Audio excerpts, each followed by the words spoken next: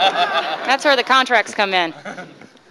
That's pretty much where the contracts come in. If you're going to work with an artist and you're going to help develop them or manage them, you might want to get a contract, because otherwise, you know, they're starting to get hot. Some of the bigger managers will come in and go, hey, I can get you a good deal. This guy, you know, kick him to the curb. I can take care of you. And that happens, and you know, it happens to all of us. Sometimes I work with artists when they're just beginning their careers, and there's a lot of times right when they start getting that buzz going, they start getting all the calls from all the other attorneys, all the other managers, and ultimately, if they wanted to, I guess they could leave.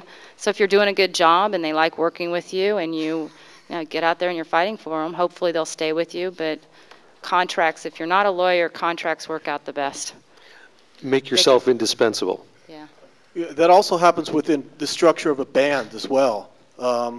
If a band does not have some sort of inner agreement, a lot of times you'll go through 4 or 5, 6, 7 years, everyone hauling the equipment, and then all of a sudden, as you're sort of upon a deal, to figure out that, you know, the guitar player is the real songwriter of the band, and things turn quickly in many cases. So equally in that circumstance, it's important to have some sort of band membership agreement as well. I thought it was always the drummer.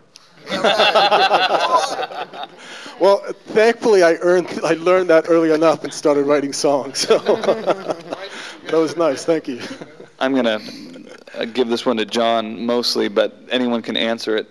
On Monday, very possibly, the FCC is giving over yet another chunk of control to major corporations, anything from NBC to ABC to, you know, on and on and on. The 5 majors are coming in. How will that affect the music industry? How is that going to affect radio? How is that going to affect an independent musician like myself coming into that circumstance? Well, it's difficult. I mean, the monopoly at radio is pretty horrific. You know, the whole Clear Channel thing and lawsuits flying, and you know, now they're making statements where they now won't deal with any independents and only deal direct with the labels. So now the independents are suing Clear Channel. It's a bit of a mess.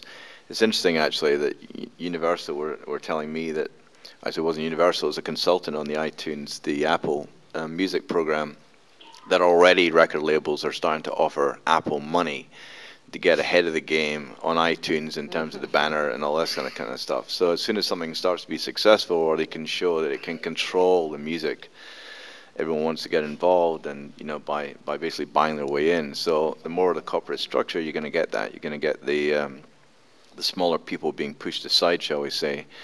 But then it's also destroying itself. It's creating, you know, the format of radio, the same playlist in Dallas applies to New York. It gets very stereotyped, it gets very boring, the creativity goes, and usually there's a reaction against that at some point. The consumer will eventually get tired of it and look for something else and look for something different, which is why the growth of some of the independent labels. And for me, the business will go back to what it was in the 60s. There'll end up being 2 record labels probably, and you know, all of a sudden the small labels will start to be more creative and develop and rebuild the whole system up again. You know, back in the 70s and in the 80s when I started, some of the big labels like Island, Virgin, they were all independents. They were perceived as majors, but they were independently run, and now there's none really. So I think that whole thing will come around again as the whole corporate structure glues itself together. The fragmentation will happen at a different level, and the development will start again. And people like yourself will be the new entrepreneurs in the next 10 years. You might be the new Richard Branson, because you're not going to compete with the corporate world, so you'll be more incentivized to go off and do your own thing, which I think is going to be the most interesting creatively and, you know, healthy area of the business. It's a real interesting point that, you know, I agree. It's just going to make the grassroots efforts stronger, because you know, the infrastructure, the internet, everything is there for that to happen. If the FCC rules provide an environment for the majors to start shoving stuff down our throats that we just don't want shoved down our throats, then we're going to start looking elsewhere. There's going to be a reaction against it, and the whole infrastructure is ripe for grassroots efforts to take over and mitigate that. It's my feeling. Bring it on. All right, good. One more. I think we've got time for about 2 more questions. Then what we plan to do is to do our prize giveaway off the air, which we don't have to worry about. So we'll keep going.